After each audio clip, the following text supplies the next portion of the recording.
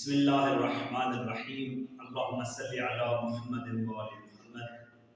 ماہ شعبان اللہ کی طرف سے بہت زیادہ بابرکت اور مبارک مہینہ ہے۔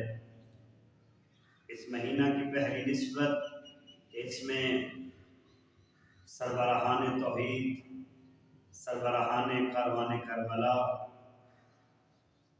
معصوم ہستیوں کی آمد ہے، اور اس کی دوسری نسبت یہ ہے اس مہینہ کو رسول خدا نے اپنا مہینہ قرار دیا۔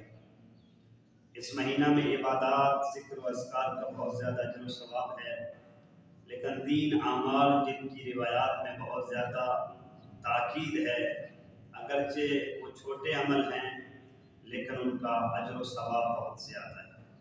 ان میں سے پہلا عمل ماہ شعبان میں روزہ رکھنا۔ سرور کائنات نے فرمایا جو بندہ ماہ شعبان کا ایک روزہ رکھے گا اس کا اجر یہ ہے وجبت لہ الجنہ، اللہ تعالیٰ اس بندے پر جنت کو واجب قرار دے دے گا۔